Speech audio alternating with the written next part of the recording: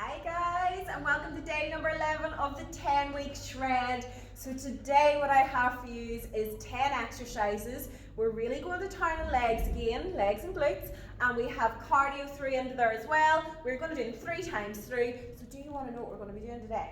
Right, so I have got a variety of equipment. You don't need all this equipment. I will go through on keeping it as basic as you possibly can. But we're going to start off with some reaches with weights. Now you don't actually need these to really do the exercise. It just adds a little bit extra more resistance. So I've just got lightweight. These are only 2.5s. And what we're going to do is we're going to just twist through, keeping the core nice and tight. And we're pushing right through the shoulders every single time. You want to keep the core nice and tight when you twist through, so it's always active and push through. If you don't have weights, all you want to do is up the ante and do it a little bit quicker and just work through. And that's the variation. Or you can do like a little jump and add a little bit of spice to it. I don't know, you can do what you want with that one. Right, next up, we're going to go into our push-up and half burpee. Because we always have to get a little bit of upper body in. So, down in the plank position, you're going to push up. Make sure that the hands are underneath the chest, core nice and tight.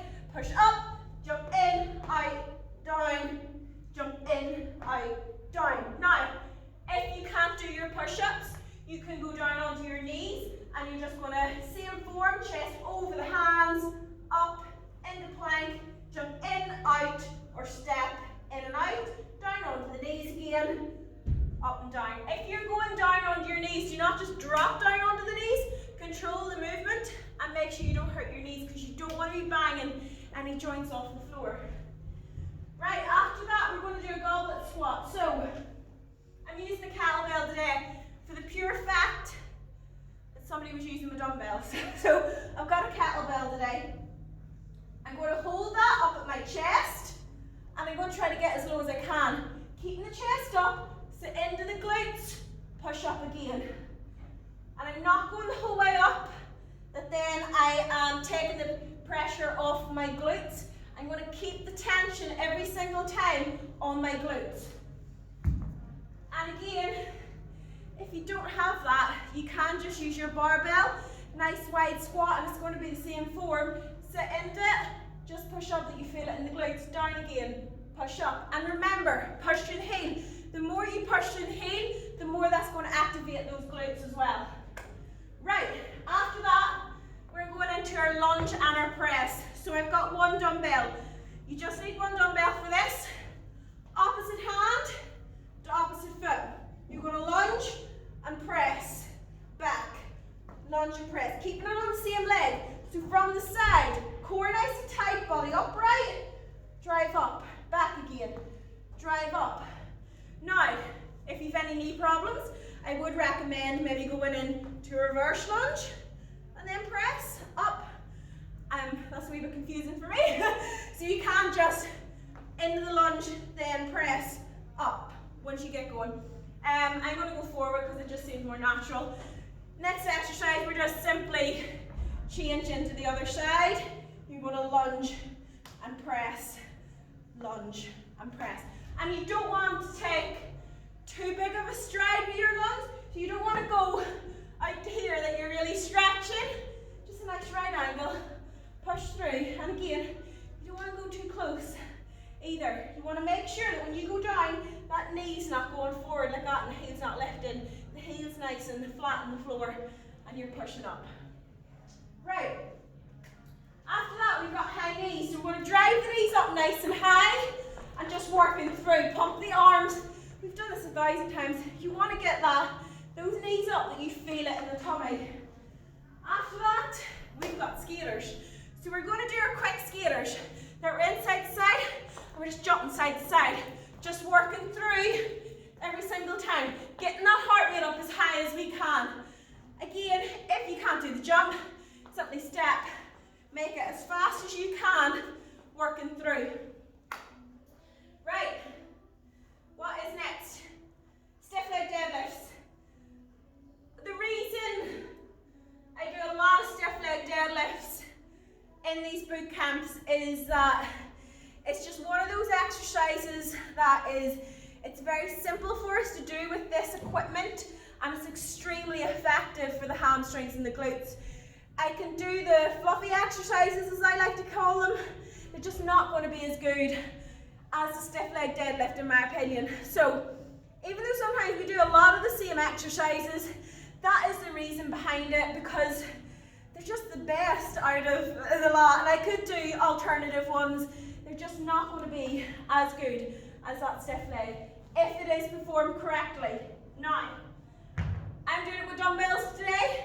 You can by all means do it with a barbell, resistance bands. It's exactly the same form.